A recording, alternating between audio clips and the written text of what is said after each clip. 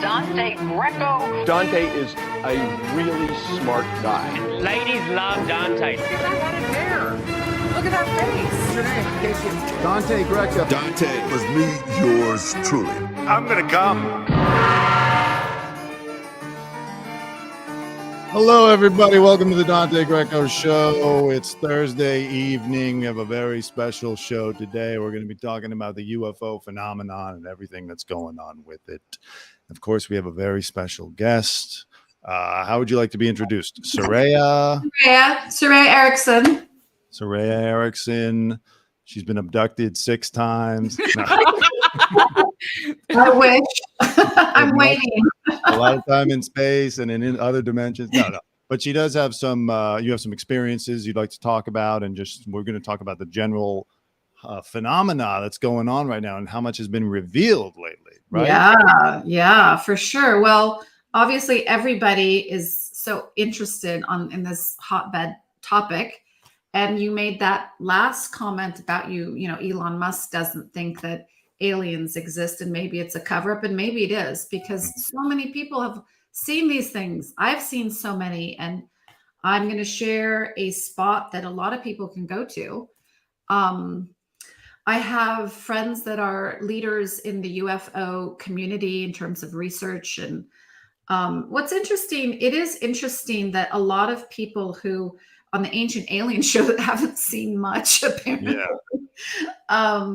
But I mentioned that show Skinwalker Ranch, which is phenomenal. I mean, obviously the government is releasing those Tic Tac videos and all that. But the Skinwalker Ranch, which most people that are into the UFOs, have you guys watched Skinwalker Ranch? I've heard radio shows about Skinwalker. I've seen shows about it, but like I've watched some videos on shorts on YouTube, but I haven't really watched it full documentaries. But I've seen some short videos where people can call them. Okay, well, everything. Skinwalker Ranch, it's a live reality investigation. And on that ranch, on that spot, they have phenomena all the time, whether it's electromagnetic or radiation spikes. And they literally catch on camera UFOs, or UPAs as they're called now, every single show. So right there we have, whatever it is, maybe it is advanced government or extraterrestrial, but the host of Skinwalker Ranch he worked for NASA. He's an astrophysicist.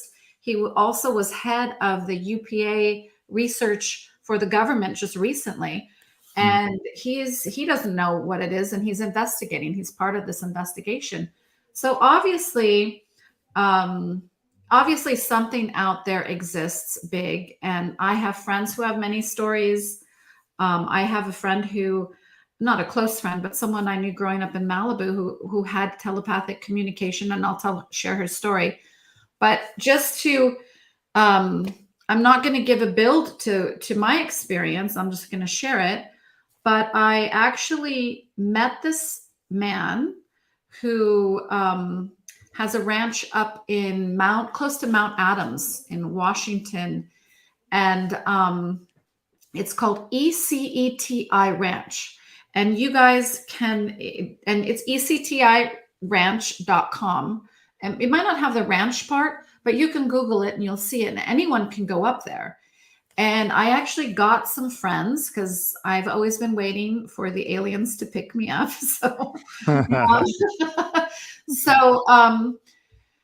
So basically, I got a couple of girlfriends. I said, come on, we got to go check this out. And they have amazing videos on their website. And I actually interviewed the guy myself, and he had amazing stories, and he seemed very believable. So I told 2 girlfriends, and one was scared that she goes, what happens if we're abducted? She was scared. The other girlfriend had no interest, but I convinced them to come with me. So we could go horseback riding and river rafting and do the, mountain thing, outdoorsy mountain thing. And as it turned out, you go on the ranch at night, and people have these little, high beam lasers. And literally that night, we saw probably 20 UFOs. Okay. Yeah. Let's talk about what they looked like. Now, when you say They UFO, call it with lasers, so like they pointed lasers like what you play with they a call with them. a cat. Yeah. They To pointed point- to Yeah, it's to like point them out. Yeah. And you see all kinds, and they actually have them, they have different, nicknames for them. Like there's the Kodak one, and that's like a big light, and it usually moves slower, and then it just powers up, and then it powers, and it'll fly like that for a while, and then it powers down. But those move slow. Mhm. And it's just a big light. It's high enough that you're not seeing more detail, but the light's not small. It's I saw the one that impressed me the most. There's usually someone there that is tracking the satellites. So everyone has the satellite out there. So that it's not a satellite. Right. Then the one that impressed me the most were 3 out of just out of nothing came 3 pretty high up, but 3 that just hovered, 3 lights like this, very high up, 1, 2, 3, like a triangle. They hovered for a while, and then they shot out. By the time they were this right here, really fast, by the time they were here in a second, gone.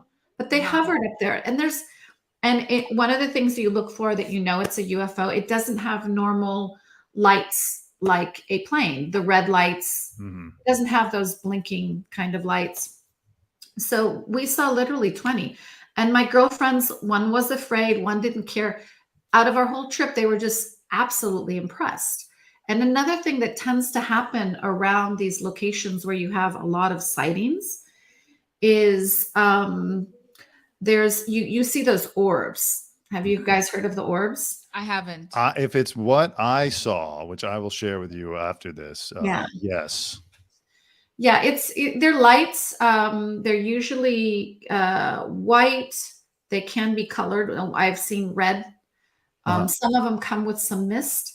But on this ranch, on the ECETI ranch, they have, some people can have sight with their naked eye, but they put up a night vision camera, and they also had night vision goggles, and they had a big screen on a table so everyone could see it. No one was screwing with these things to say it's some kind of effect. And whatever you saw through the camera, you'd see through the night vision goggles. Cool. And you'd see these orbs flying around. And to the naked eye, you couldn't see it, but you'd see them on the screen. And it was definitely, they're like transparent light orbs, different sizes. And they obviously had consciousness. The way they flow, they would like fly around, then they'd fly and stop and like stare right at somebody, and then they'd go and fly away. How close are they? The orbs were right in the field in front of us. I would say the orbs, I would say we were amongst the orbs. The Like orbs were literally fireflies, like they're just no. They're much bigger than like fireflies, but they're bigger. Like let's say a firefly is like this. The orbs are like this, some like this. They're different sizes. And what shape are they? What shape are the orbs? They're always round. They're always round. Now I went to John of Gods years ago because I'm always investigating healers and all this kind of stuff. And there was a documentary outing him as a sex offender, which doesn't seem to be much a surprise anymore in that spiritual. A lot of the spiritual leaders, they tend to kind of have some kind of sexual bad behavior. a lot of charlatans in that industry. You know what's interesting? I've learned because I've met a lot of people. I've met shamans in Peru and a lot of gurus and healers around the world, and I've noticed that some people literally have abilities. And they have what we call extrasensory abilities, even healing abilities, but it doesn't mean that their ego is matured and they can manipulate. And so I say that if they don't have the heart wisdom, they can manipulate. And a lot of them don't. They haven't worked on themselves in other ways. But they have, just like anybody's born with a gift, like Kobe Bryant was born with an athletic gift. Some people are born with an energy that is conducive for people to go into deep meditation. And so then people attribute them as being holier than thou and high, and they're not necessarily really evolved hearts. So there's the heart wisdom. And so what I do is I often ignore what these people say, Right. but I use their energy, because it's all, when you get into the more esoteric and mystic spiritualities, it's all about energy exchange. So I can take advantage of being around that energy to go deeper in meditation, but I don't listen to what they say, because then it's going through that ego mental filter that's not sometimes very evolved. And Smart.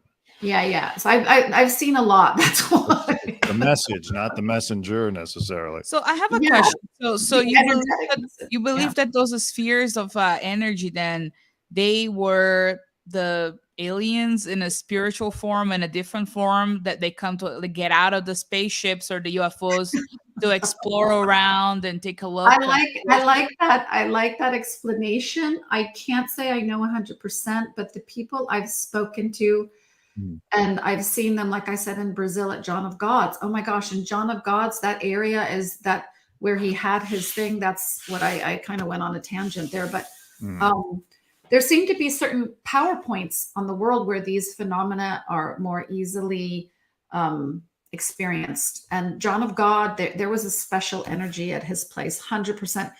And you could walk at night.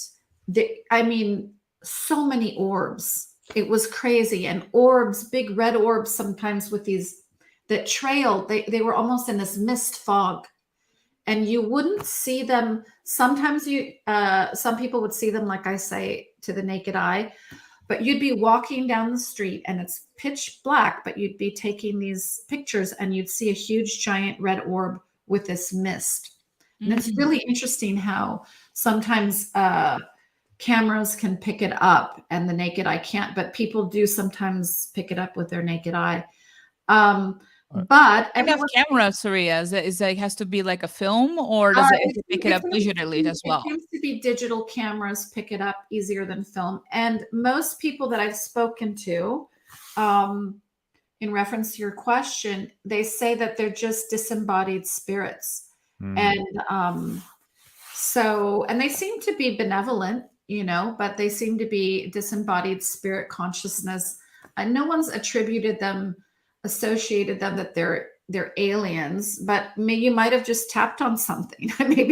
maybe they are. Is there any, like, do you get a feeling? Is there a smell? Is there anything that overcomes you in their presence? Orbs are odorless, as far as I've experienced. You have to wipe the mist off. It's an interesting question, because the alien from Virginia in Brazil, the city where they have I saw that. Yeah, they found they allegedly found the alien bodies, and the people that touched the alien died. Terrible disease that nobody knows, and that where the aliens were seen by children and people that live locally, they had a very horrible smell and odor around. So I wonder if if when the aliens if they are visiting us in a physical form, they kind of leave some kind of weird smell and scent. And then when they're in spiritual form, which is kind of with those mists, those orbs of energy, the orbs, then it's you don't feel anything. But it's a good question to ask, because people that have seen aliens mentioned there was like a very strong odor that smells awful. They may have skipped over bathing as a civilization. They didn't invent that. Or I think there must be the different chemical components of their bodies, and in contact with the oxygen and atmosphere. They might smell horrible to us, but lovely to each other. So that's remember that. It's another dimension. That's true. You never know if they like Chanel number 5. We were watching Chimp Empire, and those chimps have never showered in their life, and people are all up on them. What's it called? They're eating their little bugs off of each other. They're coup d'etat. But it's interesting that you didn't sense anything. Did you feel anything like in your body, like any kind of sensorial thing, like your hair went up? I think from hearing other people's experience and mine, and I think there's different alien species visiting us, and I think that's the most logical. I mean, come on, you think there's just one?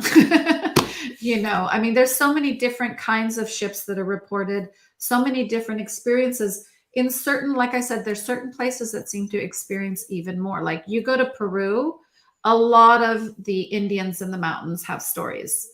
And I spoke to, this is a really interesting story. When I was in my teens, I traveled with my father, who's a historian, to Peru, and I was already into all this stuff. I said, I want to meet a shaman. I want to meet a shaman. So our tour guide, we had a private tour, and he said, I happen to know a town that's famous for its shamans. It's called Wasao. It's right outside of Cusco. And we went there unannounced, and they pulled a guy off of his cornfield, and he did my fortune in coca leaves, which I wasn't too impressed with. It was very general. But then he goes, ask questions. And my dad's in academic, intellectual. He doesn't, I don't know. I felt he kind of poo-pooed a lot of this stuff at the time. And I didn't want to admit a lot of my beliefs. And my thought was, I got to admit, I'm so interested in all this stuff in front of my dad. And the guy instantly goes, don't ask your questions out loud. Ask them in your head. And I did.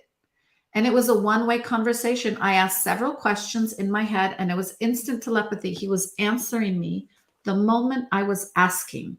Wow. It's like we were one brain. And one of my questions, because I've had all these interests, I first said, I'm like 15, 16. I'm like, am I going to be a ballet dancer in my head? No verbal. Am I going to be a ballet dancer or a healer? I was interested in medicine. And his answer was, how long have you known you're one of us? And I said, a few years, meaning like I'm on the path, the spiritual path. And he goes, that's how I took it. And he goes, you are a healer. You're just not going to heal through your dance. See, he could see things most people can't. You're going to dance ballet for a few years, and then you're going to go on and do different things and find a different way to heal. I said, what will that be? He goes, you have to discover that for yourself. But my questions led up to asking, I said, are we being visited from other planets? And he said, he referred to them just as that initial story, Van Daniken, the story of Chariots of the Gods, how ancient cultures referred to what we now would consider extraterrestrials as gods. He said, the gods still live in the mountains. Mm. And he goes, you will be visited. Thank you. And here we are. I've got a nice yard here they can land. That's interesting. What do you think? Some people theorize that they're coming from the sea as well.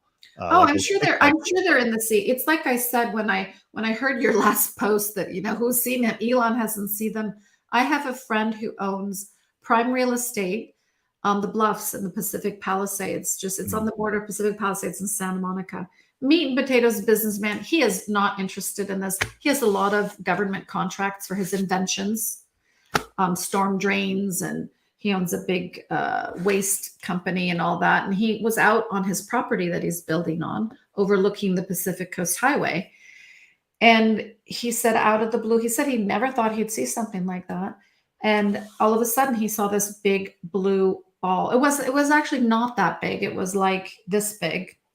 Where's the thing? Like that big. He saw two of them, and they were hovering. They just came out of nowhere, hovered, shot down PCH, turned around at Temescal. If anyone is local, they'll know these, markers. Turned around, came back, hovered in front of him, and shot out to Catalina. And a lot of people say they've had a lot of sightings of crafts going out that way. And it was in the newspaper. There's some newspapers that said the strange lights have been spotted in Santa Monica Canyon again.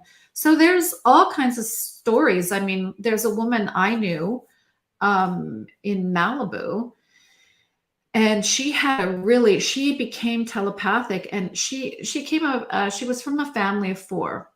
Of the four, interestingly enough, she did not look like she was from the family. Her skin almost looked translucent. And her stepfather taught her when she was a kid something about, if you want to communicate to the aliens, you call them with your mind and you communicate with. And that's what a lot of people seem to say that I don't have telepathic communication that I know of. Maybe it's subconscious, but that they communicate telepathically with a lot of people. And she started to do this thing at night. She was a kid. She started to call in the crafts, and they appeared one night, and her whole family had this experience around it. And then from then on, she started to have telepathic communication with them. Now, because I was kind of, after my experience in around Mount Washington at the ECETI Ranch, I wanted to talk to her again, and I had to track her down. It was not easy. It's been a long time. And I talked to her. She was willing to talk to me. And on one hand, she was so interested to talk about it. But on the other hand, she said, God, I don't even know if I'd want to go, because I was thinking about doing a documentary myself. She goes, I'm interested, but at the same time, I don't know. She was really also freaked out because for her, she said it was really hard for her to accept and digest this communication that she was having with these beings in her head, because she was going to college, and she said they were telling her all this stuff about her future and about humanity and all this stuff. And it scared her more than intrigued her. So maybe that's a reason why a lot of people, they're not exposing themselves, even though we're intrigued. A lot of people would also maybe be very fearful. I'd be worried that the aliens would hear me talking to you and be like, hey, whoa. We didn't do this to make a documentary, okay? No, you go. It's bigger than that. You can add it to you can add the aliens talking about you, like in a clip in your intro. Right. Dante. Exactly. I love that. That's a great idea. Alien like us. I'm curious about the idea of us, communicating with them and calling them, because here was my experience. So it was a few years back. There was something called Disclosure Fest. It was a big new age disclosure thing happening just past downtown LA. I go there because my cousin was working there. Right. And I'm walking up and I see everybody staring up at the sky. And I'm like, what is this? So I just start staring up the sky too. All of a sudden I see those little like aluminum foil looking orbs. They're like moving. Okay, and then I ran into my cousin. He's like, oh yeah, that's Robert Bingham, the UFO summoner right there. He's doing it. And like, I thought he had a fishing rod or something at first, but he wasn't holding anything. It was way up there. It wasn't anywhere close. Like he would not align anything. He called them through telepathy. He called them through telepathy. Okay, so I see that. I wasn't expecting to see it. I was somewhat even a little bit more skeptical a few years back when I saw that. Then, like 6 months later, I was thinking about it. I'm sitting in my uncle's backyard, and I look up into the sky thinking, it's a clear day. Wonder if I'll see them again. I don't know if he wants his name out there, but I was sitting in my uncle's backyard. Or I mean, my nephew, Tommy, whatever, will obscure his identity. I was sitting in his backyard. I look up, I'm thinking about them. And after a couple minutes, I can see them again. Well, maybe from going with that group and being around the guy that originally summons them, maybe they connected to you and now you're kind of connected. We should do more experiments and take you to different spots and see if you can call them in. And then my wallet was gone. It was no. No, but it's interesting. I believe in telepathy, and I also believe that I was listening to about this guy that he talks about his past life in Atlantis. I forgot his name. Di Stefano is his last name.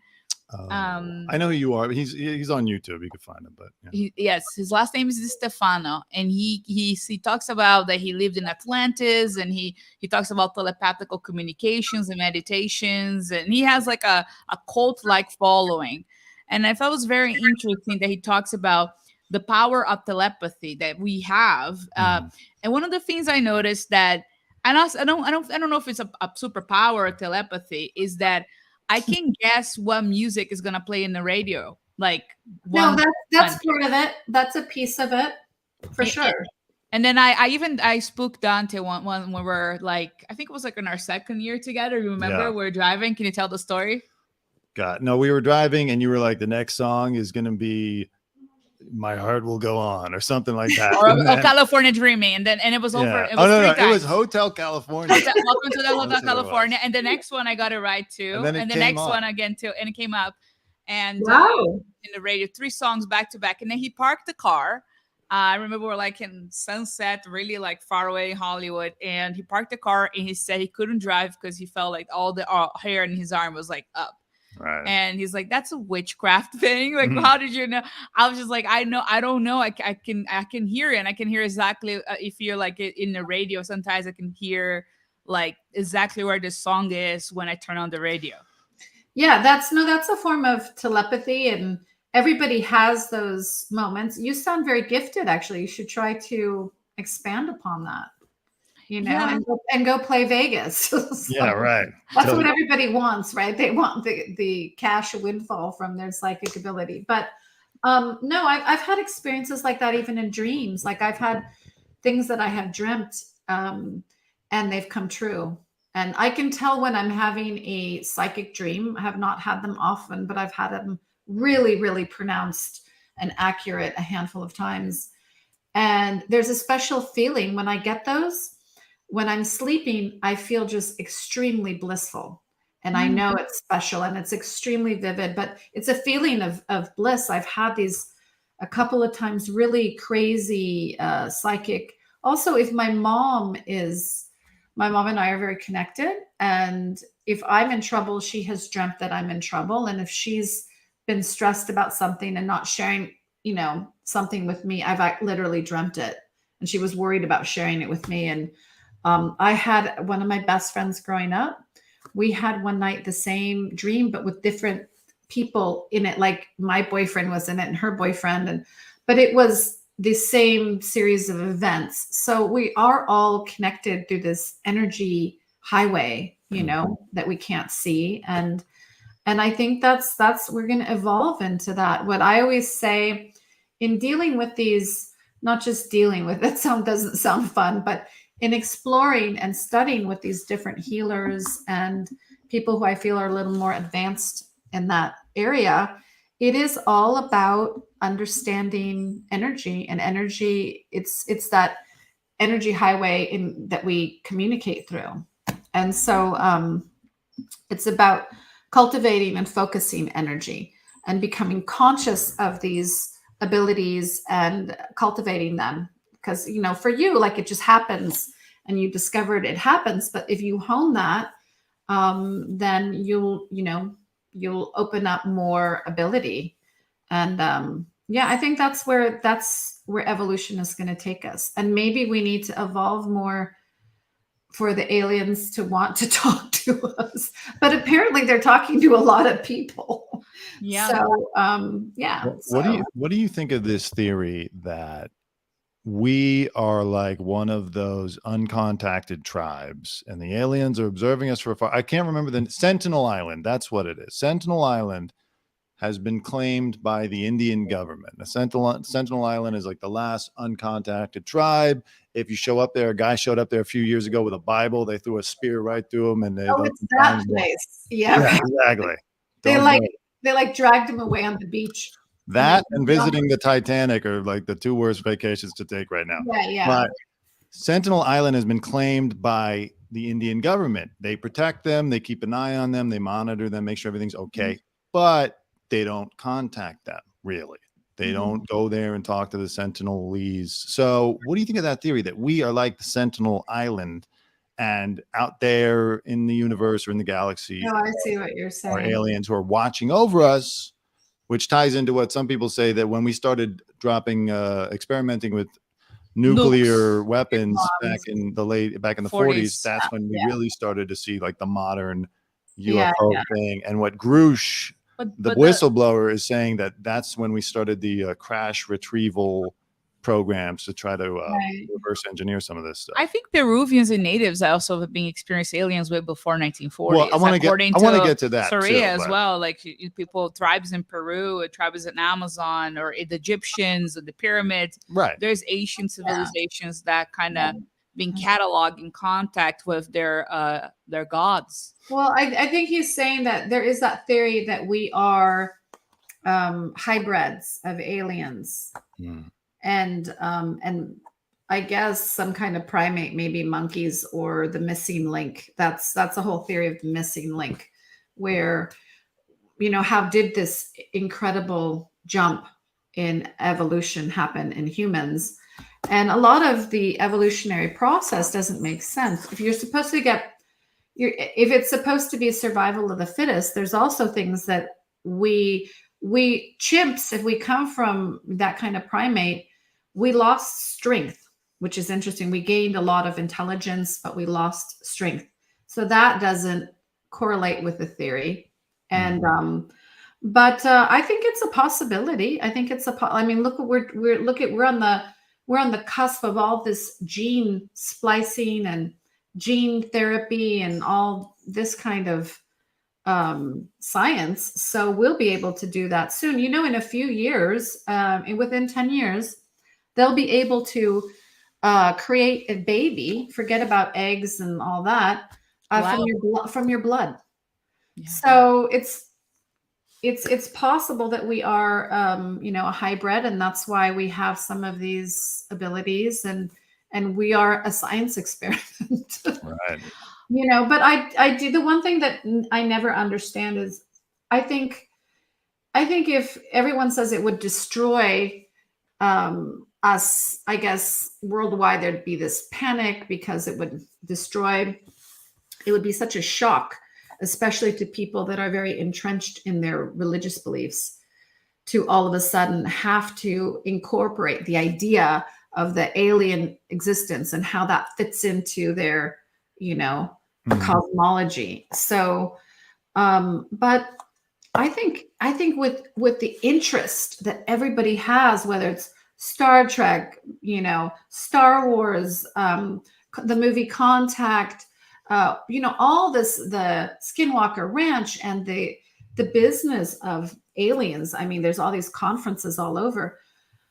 I think that people would really love it and coin to it. And after the preliminary shock, I think it would be just fascinating. So for me, I personally, I don't understand all the secrecy, but I think that we've never been at a better point than now to tell the truth about aliens, what the government knows, or, whoever, private industry, because with social media and our access to information all day long, every single day, pictures, everyone can tweet about it. You can text, you can talk. Now everyone can deal with it collectively at the same time. Whereas even 20, 30 years ago, you'd have to wait for the newspaper to come out. It would be a lot of speaking and folklore type of thing. Like you would watch the news, but you wouldn't really know what was happening. It would be a lot scarier. Now it's like it'll instantly be all over Twitter, all over the Daily Mail stories, and it's a little less scary. Not to mention that we're so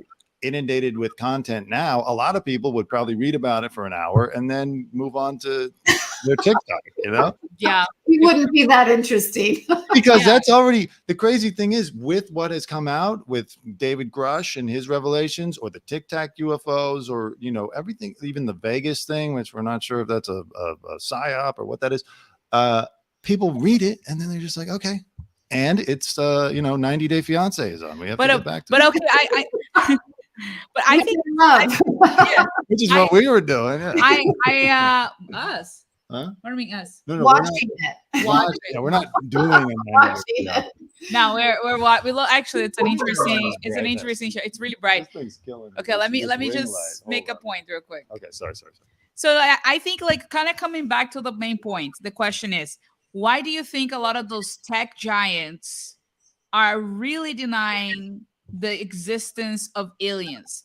We know that there is UFOs, or what is the new term now? I forgot that you said UAPs, right? Isn't it UAP? Unauthorized American? Yeah, I don't know. But it's interesting to think, Elon Musk, for example. He's going to space. He has different kinds of satellites. He's sending cars. There's a Tesla in our atmosphere just going around the planet. There's a Tesla car going around the planet? Yes, he put a Tesla on space. He put a mannequin in there, and it's playing David Bowie's Starman or something. No, but it's like, he's leaving our atmosphere is full of trash. So I feel bad if the aliens are really coming. They have to navigate all the spatial trash from NASA. Yeah, because there is actually a thing called a space trash from the expeditions from space, Sure, and they're sure. all around the atmosphere. But like, I wonder why. Do you guys have a theory, like if a personal theory in your mind, why Elon is saying, "I never seen aliens. I don't believe in aliens. I think they're not real," even though everybody have had I think, experiences. unfortunately, he hasn't had a firsthand experience. Experience. So, and I don't blame people for needing to have the experience themselves, but I think most people believe that there has to be some other kind of intelligent life out there in the universe and the many solar systems and the multiple universes. It only makes sense. So I do have a theory, which I saw after we He is an alien. Yeah. No, after we made the video talking about Elon, I saw an interview with a guy named Robert Bigelow, who isn't he involved with Skinwalker or okay. yeah, he is. He's So- the owner. He's the owner of. He owned Skinwalker Ranch at one time. I think he's deceased, but I saw this interview with him where he says that actually a lot of the information and the technology is being utilized and held by private companies because the government doesn't want to have to answer any FOIA requests that would get this information out. So really, they're kind of working in concert with private industry, but the military and the government, but that the private companies are actually dealing with the technology. Yeah, I mean, I do believe that.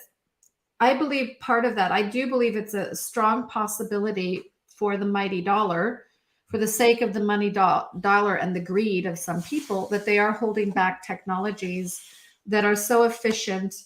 And I mean, there might even be a 0 point technology out there, but you don't make money off of that. What's that 0 point technology? Oh, it's an energy source that's completely renewable and zero revenue, right?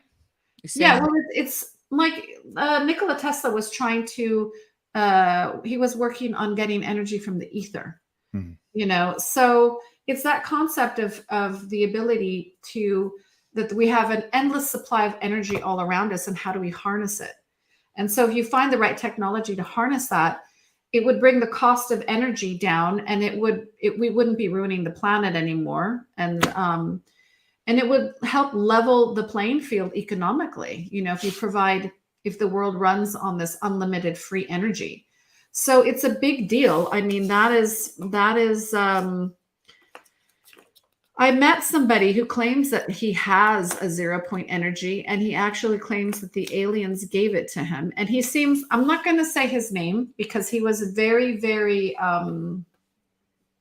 he said he went through this whole ordeal where he doesn't know if it was government or oil company, and they came after him and threatened him and his wife and his family. And I had a meeting with him and the top people of his company. He's a wealthy businessman. And I met him through this other person. And again, I'm not going to mention names because I don't want to, because they were keeping it private, and it was a special thing that they even talked to me. They do not want. Wait, what did you say? It was Mark Zuckerberg from Meta. No, I think Mark Zuckerberg was like, he's a defrosted person from the past. That's true. I think that is Ice Age or something.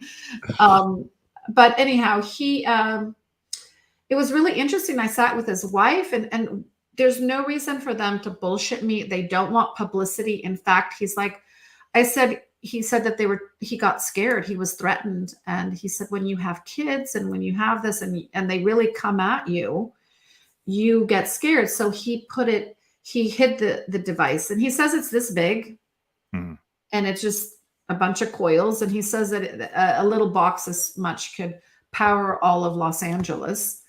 And it would change the energy playing field of the world. I said, well, look, give it to me. But he put it to bed because he was scared of what happened. Did he ever turn it on to like charge his iPhone real quick or anything?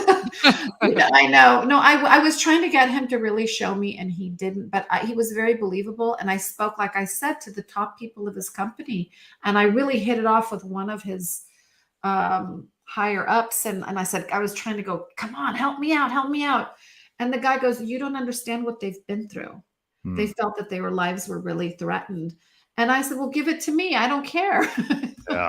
Let them come after me. Well, but he said, no, the world's not ready yet. Maybe in the future.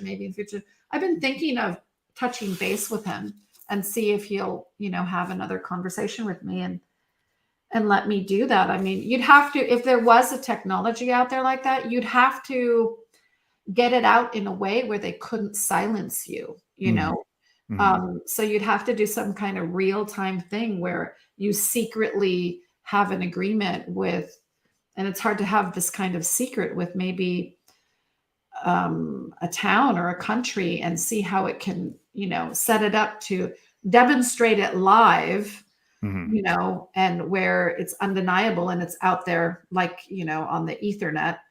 And so that's how it would have to be. So they couldn't. Who could you trust? Yeah, who could you trust? Who could you trust? Like maybe some town in Switzerland or Europe or some like village in Africa or Brazil, some small town, and really talk about the development. I don't know, maybe towns that they have UFOs and the locals believe in alien. Detroit, where you can get a house for like $4 or something, right? Or that island.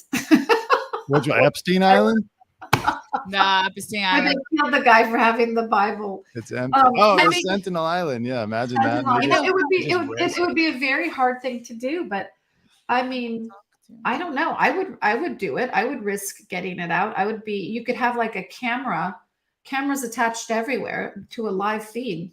If anybody comes after you, it would instantly go live. I mean, but even then they would probably have an ability to shut that down on some other level, but it would have to be something like that. But I've actually talked to a few friends of mine that are businessmen and deal with a lot of different people around new energy, and they were willing to go up there with me and investigate it more. That's very, very interesting. And one of the things I was kind of thinking is like, now we're kind of on the, we're developing AI, which is kind of artificial intelligence. That's the people said that it's so advanced, it's going to start becoming so advanced, and it teaches itself. And I almost wonder, do you think that AI potentially, the machines itself will try to contact the aliens without even letting us know? Well, yeah. I have a theory. I actually had a nightmare about that before. Really? Okay. Yeah, I had a nightmare. You're psychic, so maybe there's something to it. Let's analyze your dream. No, my dream is basically just alien. The computers. There was an AI. We were in the future, and I look very old. Everybody's very old now, and the computers start sending signals to the aliens and kind of plotting the end of humanity with the aliens in my dream. Oh, interesting. Well, yeah, they were saying that we're parasites to Earth, and it's unsustainable to maintain the animal planet with the human race, and then we should be eliminated. And that was my dream. That was a very bad dream. I had this dream years ago, and I thought it was very interesting. It was before the AI thing came up in the world. It was back in the day when people were saying computers are going to steal our jobs, and I think it's interesting that I had a dream so much further back. Yeah. And it's I was having a conversation with someone, my boyfriend actually, the other day, and he was saying, do you think it'll ever get to the place where AI will be a completely conscious, sentient? And I said, I don't equal to us, and I don't think so. I don't think that's even possible, because I don't think science has the ability to create a soul. And so that's my point of view. Even if it runs on energy, and we're created of energy as well, you can't create a soul with science, unless maybe with black magic you can create a soul, maybe with voodoo. But I just don't think that that's possible. So. But what if the aliens decide to be like, okay, we'll give you the power of life and machine together? emerge? No, that's something I have no clue about, and hopefully I have enough telepathy then so I can navigate that, that time. But there's a friend of mine in India. Here's another story. He went to a Buddhist monastery, and he's Indian, and he's a spiritual teacher there. Mhm. And he said he made friends with the monks at this monastery. And they took him into an inner sanctum sanctorium temple where they have certain power objects and stuff. And they showed him a hand. They showed him alien artifacts. And they said that around where they are, these are Buddhist monks, and they live in, it's a remote temple in the mountains. And they said that they have had visitation with aliens, but not just seen ships, that they've come and talked to them. Wow. And they've given them some artifacts. And they even this is the weird thing though. They must be like lizard people, because they gave them an alien hand. And he said, a hand, like maybe the guy can grow his hand back. The alien says, no, but here, have my hand as proof. Or, but like, lizards can grow their tails back. But he said that they showed him they opened this case and showed him this hand that they had hidden in this temple. And he said it was really uncanny. It looked like kind of human-esque, but different creature-esque. But the one thing is, it didn't look dried up or petrified or old. He said it was moist and it looked fresh. It looked like it was alive and living. And so I'm actually, if I can, I'm going to escape on a little trip, hopefully, if I have time, this September. And he's going to take me to that temple, and he's going to take me up in the mountains talking about telepathy. Up in the Himalayas, he says that there's some people that have cultivated themselves through meditation, and they're ascetic hermits. And he said that they're completely telepathic, but not just telepathic. They know everything about you. Wow. Even things you don't know. Like he said, you'll meet them and they will know 10 generations back the name of your grandmother that you don't even know. Your great 10. And that's one thing. When I met that guy in the they don't like to be around people that much. That's why they live way up there. I think it's because if they can know everything about everybody, it probably gets exhausting. So probably overwhelming, like Sixth Sense in a way. Yeah. Do you think he'll show you the hand? Well, the hand is, he would have to take me. It would be taking me to do 2 different places. But the shaman that I met when I was a child in Peru, he also had the ability to foretell future. And anything he told, I've met psychics around here. Nobody will blow your socks off. This guy blew my socks off, because over time I realized everything he said has come to pass. And in that time I said, well, is it all destiny? And he goes, no. He goes, there's destiny and free will. Some things are going to happen to you no matter what. Some people are going to come into your life no matter what. And then you make choices.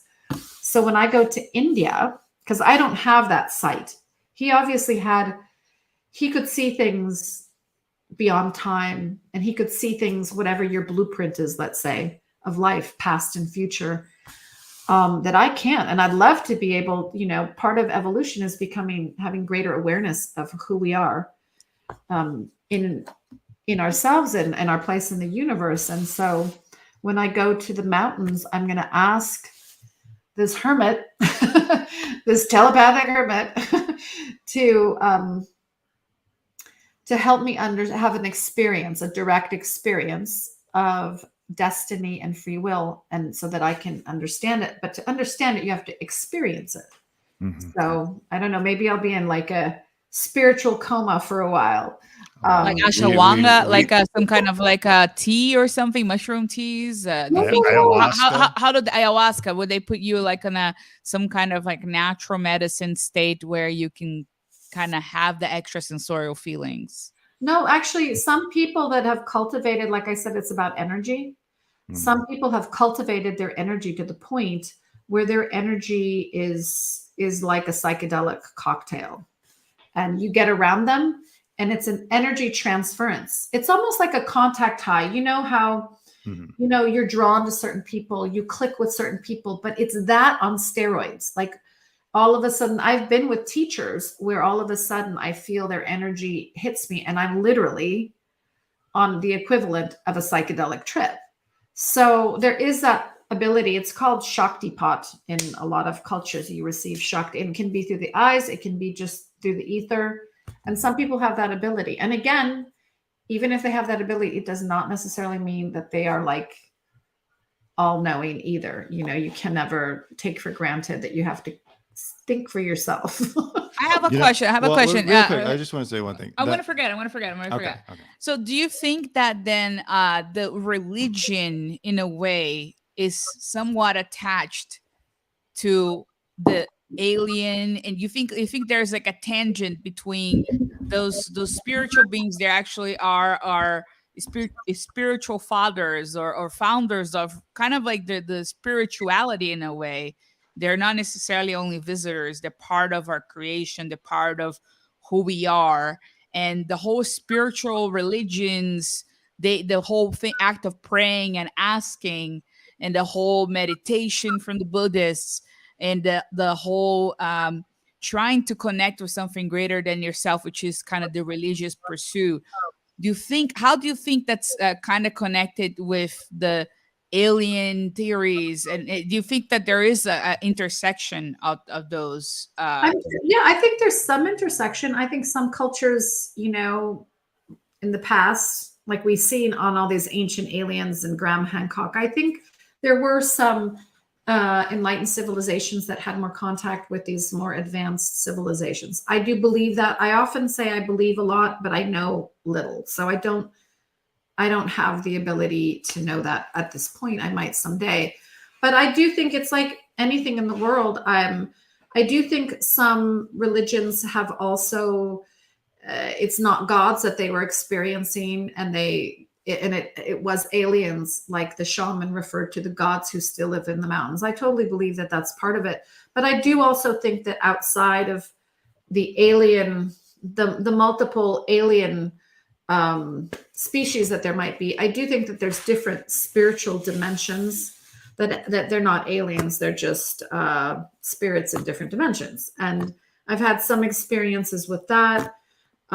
So I think some of that is also true.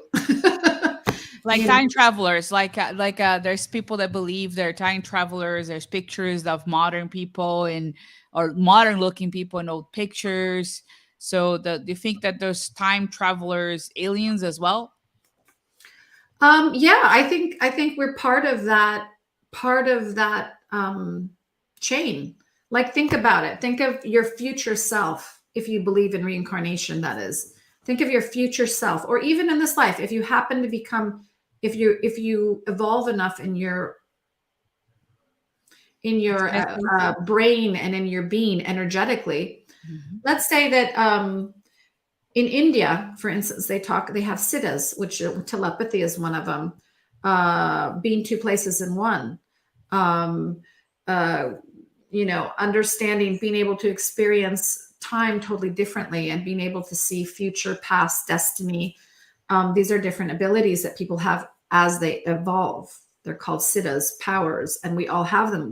They're not developed. So let's say in the future, whether this life or another, you develop the ability to time travel.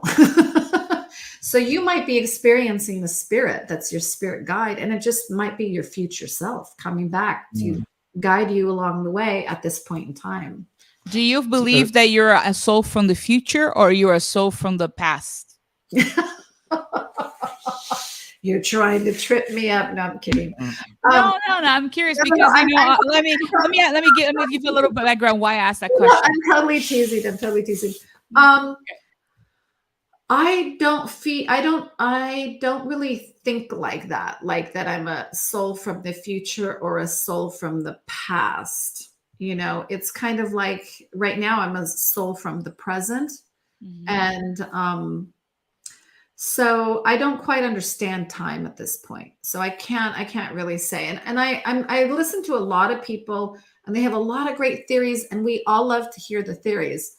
Yeah. But a lot, like I said, a lot of people don't really know. You know, you can read something from some spiritual mystical book, but if you haven't experienced it, it's, you know, you can't talk about it. I've had experiences when I've had altered state experiences that are informative, whether it's higher state of consciousness, where I'm experiencing this thing incredible, you know, the oneness consciousness that you hear about and all that. I know that time, there are periods of time in deep meditation or altered states where time is felt and experienced extremely differently.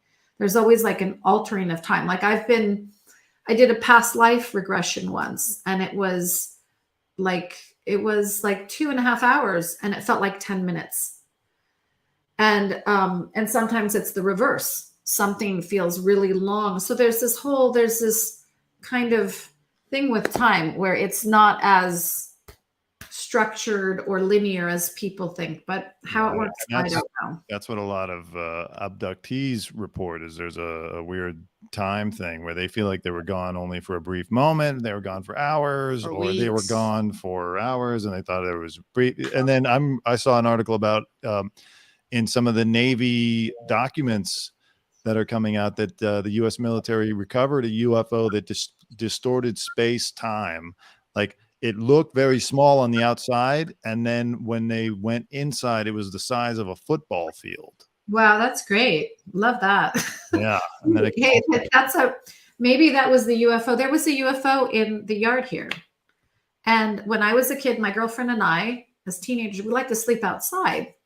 And one night, we were sleeping outside. There was a mild earthquake that kind of woke us up a bit, and my girlfriend starts screaming, look, look, look. And she's pointing over at this tree. The sun's already up, no clouds in the sky, beautiful sunny, you know, LA, California day. And I see this cloud kind of fog thing, and it's just hovering there really low to the ground, and it goes like that, and it disappears. And I go right there where the cloud is, and it just like, you know, pulled in and evaporated like that, but in seconds, like that. And she goes, yeah. She goes, it was a small UFO. Wow. They say that. She said it was like a Barbie-sized UFO, and it was hovering it was right over us when we were sleeping. And then when she woke up, it shot over and it turned into a cloud, and it sucked in the cloud like that and disappeared. I've read. I saw that part, but I didn't see the. So there's a lot of stories, and I feel bad for Elon Musk. Yeah.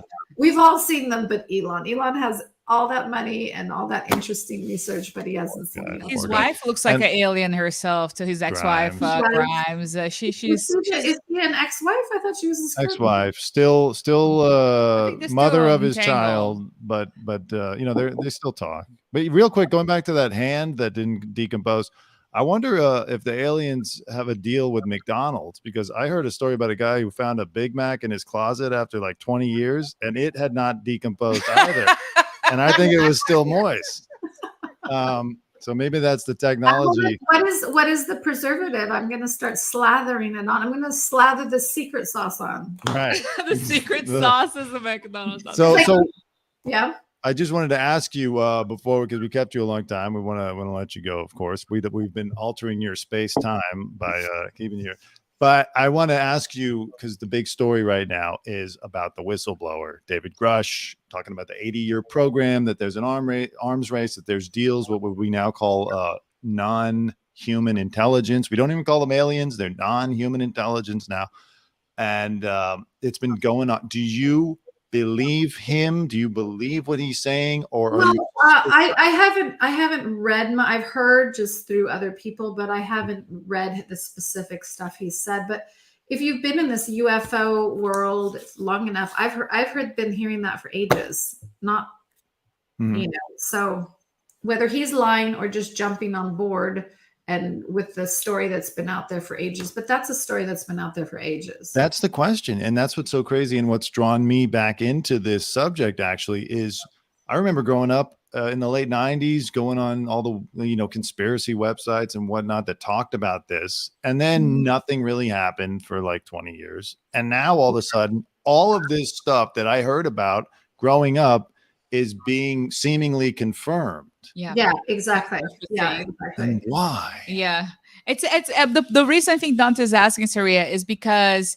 the way that he conducted himself during the interview sounds very insincere, even though that the message and people probably seeing aliens, but the way that he carried himself, David Grush, the whistleblower, I'll have to look at that. But there is that theory behind the apparent theory that he's being paid by the government to say that the government is manipulating the story. So some people you hear are going to be truthful and others are plants. They're planted there to tell the story because eventually it's kind of nefarious, but they claim the government is prepping us for the idea of intergalactic war, either that or really coming out with the alien story. But the nefarious story is that it's going to be a way to manipulate humanity in the future, is to purport, it won't be true, but to claim that we're being attacked and we have to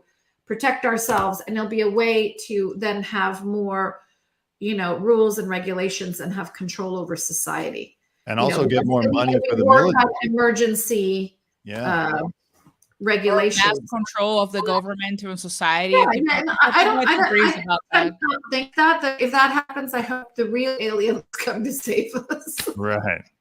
So that's interesting. I watch, if you have the chance, there's like a body language experts, people that work at CIA or FBI, and they talked about that his body language didn't seem sincere.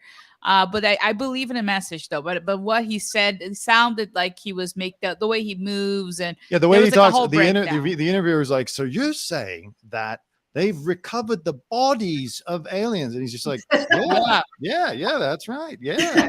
Like everything the interviewer asks, he's like, "Yep, we did that too." Yeah, you went to Vegas and you broke your tooth. Yes, I did. Yeah. So it was like leading the witness, and he was going along with it. He's just going along. And people are saying that he wants to be greater than life. It's someone that's the specialist said that sounds extremely narcissist.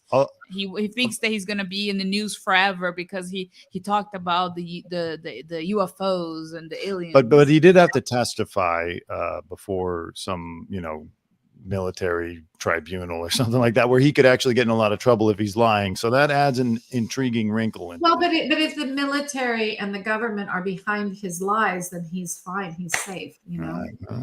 So, and I don't know. I kind of. Maybe it's all going on, but I'm sure that if there are many species, maybe there's the good that's not conspiring with the government and the bad that is, and who knows, maybe we will have some big war someday with it all. But for now we're not. So right. Well, let's dance and be merry in the meantime. Absolutely. Well, our guest today has been Suraya Erickson. Suraya, what would you like people to know? Would you want people to find you somewhere? Well, I have a website called God and the Evolution of Orgasm, and that has to do with my spiritual awakening, which I had a classic Kundalini awakening. I have my book here, actually. Oh, nice. Is that at God and the Evolution of Orgasm.com? Yes. Or Amazon, where people can find the book. You can get the book on Amazon. And I have a website, God and the Evolution of Orgasm. And and then I also, that has to do with spiritual awakening and my journey to Kundalini awakening, where I did have where I end up going into the light and feeling that intense bliss that we all are at the core of our being. So that's beautiful. Yeah.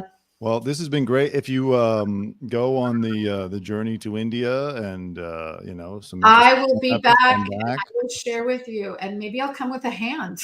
Please. Oh my God! I don't care where you get it. It feels like this is an Indiana Jones episode right now. You're gonna go there with an explorer hat, and you're like, "I got the hand." Yeah, and then the government will be after me for the hand. So. Right. Oh my God. But I will share. No, I'm excited about that trip because my friend who has seen it is an extremely trustworthy source. And so he's completely believable. He's not a hype person, and he's very sincere. He's an incredible human being, actually. People have tried to make him a guru and a big spirit, and he's like, no, I just want to be a teacher. I want to be a regular person. And I really respect that after all the things I've seen with some of these, spiritual teachers and gurus and stuff. So you can take a guy like that seriously, because he's not going out for some kind of personal gain. You can actually.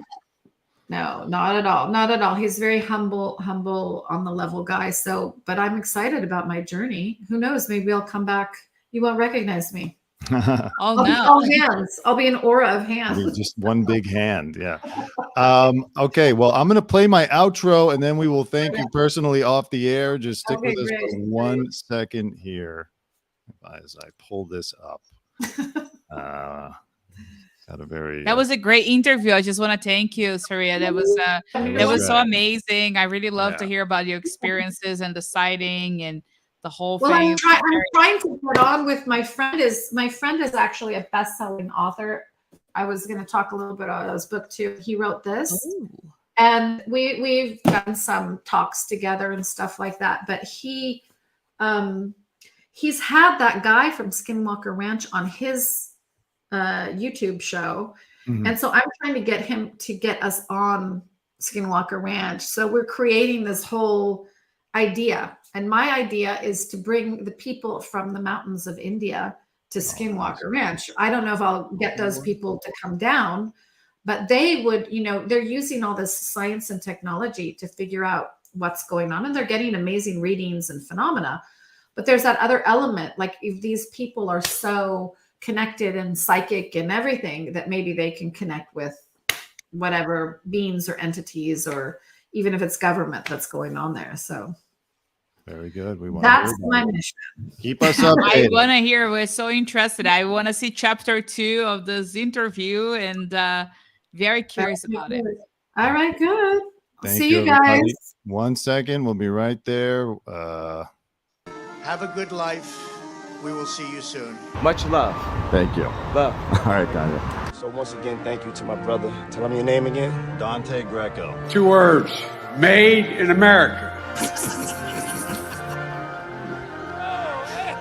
Dante, you're doing great. That's good. I never anybody over in my life. It's from. Listen, I want you to leave my good friend Ringo. Yeah. My pal Hal. Have a good day.